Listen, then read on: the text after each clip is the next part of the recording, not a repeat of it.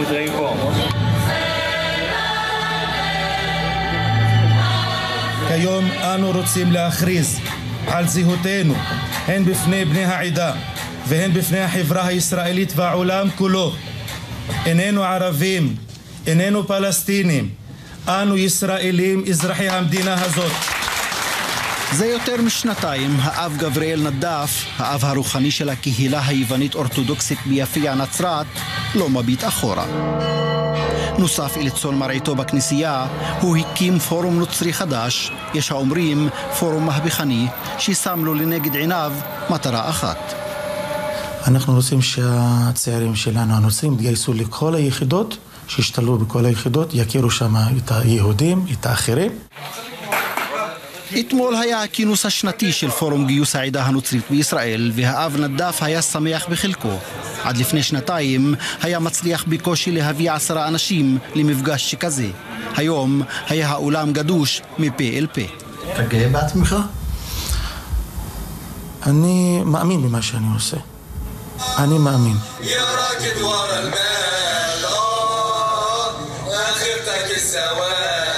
אבל הדרך שבחר האב נדאף אינה סוגה בשושנים. לא מעט קולות של מתנגדים גם בקהילה הנוצרית ובכלל ברחוב הערבי בישראל קמו נגדו. גם איומים לפגוע בו הושמעו, כמו בסרטון הזה שעדיין רץ ברשת. אתה כומר בוגד, אתה סוכן הציונים. כל סיפור גיוס הצעירים הנוצריים היא תוכנית כדי לחלק מה שנשאר מהפלסטינים הערבים במדינת ישראל לקבוצות אתניות. יש לי את זה ואני גאה מאוד. אז למה את מחזיקה את הדגל בחדר כל הזמן? למה לא? כי זה הדגל שלנו.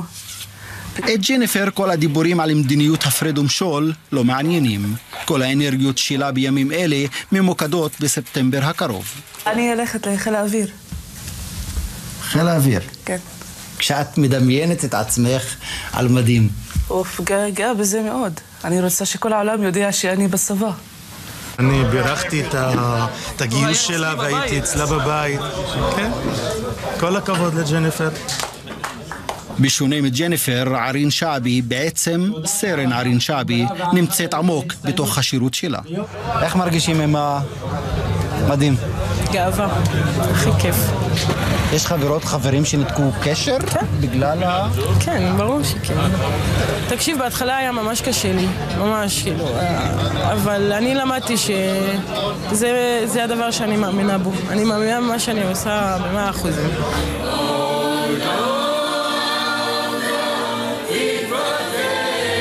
האווירה הנינוחה והביטחון העצמי שהנוצרים תומכי הגיוס משדרים עומדת בסתירה לוויכוח הלוהט ברחוב הערבי-ישראלי בעניין הגיוס לצה"ל.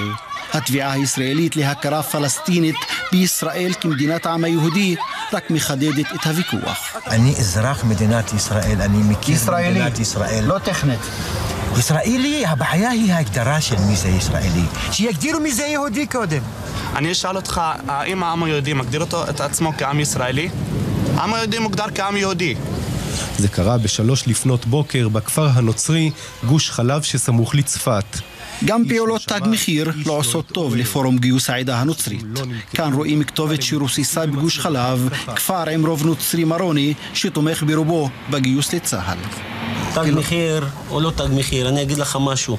כנראה הקיצונים הפנאטים, היהודים מצד אחד, והערבים הקיצוניים עם השמאל הקיצוני ביותר ששולל את קיומה של מדינת ישראל, כנראה שילבו ידיים על מנת לא לשלב את הנוצרים בתוך מדינת ישראל. למה דווקא לנוצרים? למה לא למוסלמים? שאלה למה? למה דווקא הנוצרים?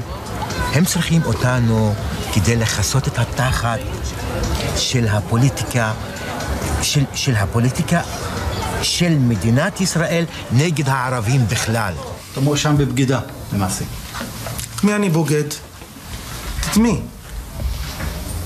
מי שקורא לשלב את בני העדה שלו בחברה, במדינה שהם חיים בה ולומדים בה ועובדים בה וחיים בביטחון בה, זה נקרא בוגד. אנחנו בימים שלקראת יום הזיכרון, וצריך לזכור ש12 חללים נוצרים נמצאים איתנו על קיר הזיכרון המשותף שלנו. את המנגינה הזאת, מנגינת הגיוס, אומרים כאן, אי אפשר להפסיק. בתוך כמה חודשים הבטיח סגן שר הביטחון דם הנוצרים, וצהל יחל לשלוח לכל צעיר וצעירה נוצרים בהגיעם לגיל 16.5 צו התנדבות. צו והתנדבות לא הולכים ביחד. זאת הפנה את השאלה לצהל. הבחירה נשארת בידי הנערים והנערות אם להתגייס או לא, אבל המכתב הזה מעביר עבורם עוד הרבה מאוד מידע שכיום אנחנו לא בטוחים שיש להם. מוחמד בן עבדאללה. במזרח התיכון הכל קשור בכל ודבר מזין דבר. האביב הערבי, שאחת מתוצאותיו עוינות אלימה בגוף ובנפש כלפי המיעוט הנוצרי במדינות ערב, דיר בינת האב נדף ותומכיו להאיץ את פרויקט הגיוס לצהל. ולא, דילמת נחלאוי ממש לא מעסיקה אותם. את משרתת בגדה המערבית. כן. אין דילמות כשאת עומדת מול אנשים, העם הפלסטיני? אני משפטנית. אני בן אדם מאוד אובייקטיבי. אני לא מכניסה בשום מקום בעבודה שלי רגשות או... אין לי שום דילמות. אני בן אדם מאוד אובייקטיבי, גם בעבודה שלי. מרשימה.